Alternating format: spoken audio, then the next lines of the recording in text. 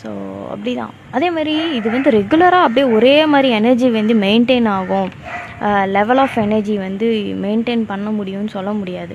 ஏன்னா எவ்ரிடே லைஃப்பில் வந்துட்டு அது சாத்தியமும் கிடையாது. ஒவ்வொரு நாளும் ஒவ்வொரு மாதிரி தான் இருக்கும்.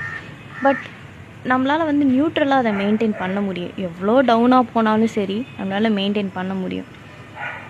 நான் இந்த எனர்ஜி லெவல்ஸ் பற்றி, அப்புறம் எப்படி வந்து த்ரூ அவுட் மெயின்டைன் பண்ணுறது அப்படின்றத பற்றியும், ஒரு ஹையர் கான்ஷியஸ்க்கு எப்படி நம்மளை எடுத்துகிட்டு போகிறது, நம்மளோட எனர்ஜி வந்து ஹை லெவலில் எடுத்துகிட்டு போகிறதுக்கு என்னென்ன பண்ணுறதுன்னு ஒரு வீடியோ செப்பரேட்டாக போடுறேன். அது கொஞ்சம் கஷ்டம்தான், ஆனால் நம்ம வந்து ட்ரை பண்ண முடியும். ஸோ அதுக்கப்புறம் ப்ரெசண்ட்டில் இருக்கிறது, அதாவது இந்த வீடியோவுக்கு இப்போ சொல்கிறேன்.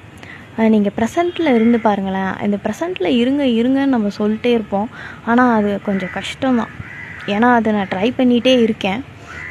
சில நாள் ரொம்ப ஹாப்பியாக இருக்கும், ஏன்னா அந்த ப்ரெசண்ட்லேயே இருக்கிறதுனால மற்ற விஷயத்தை பற்றி யோசிக்காமல்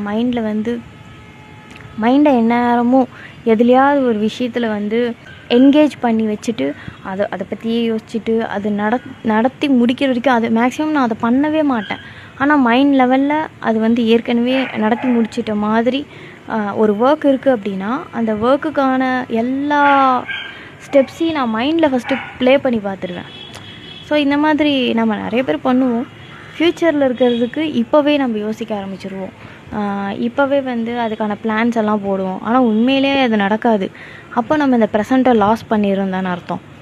அதுக்கு நம்ம என்ன பண்ணலான்னா, ப்ரெசண்ட்டில் வாழ்ந்துட்டு ஃப்யூச்சரில் என்ன பண்ணணுமோ அதை அப்போ பண்ணிக்கலாம் அப்படின்னு சொல்லிட்டு நம்ம ப்ரெசண்ட்டில் ஃபோக்கஸ் பண்ணணும்.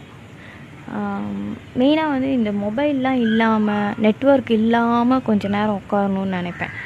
ஸோ அது ரொம்ப இம்பார்ட்டண்ட். அது நிறையா என்னோடய லைஃப்பில் வந்து சேஞ்சஸ் கொண்டு வந்திருக்கு. ஸோ ப்ரெசண்ட்டில் வாழ்கிறது ஒன்றும் அவ்வளோ கஷ்டம் கிடையாது, ப்ராக்டிஸ் தான். அதுவுமே ப்ராக்டிஸ் தான்.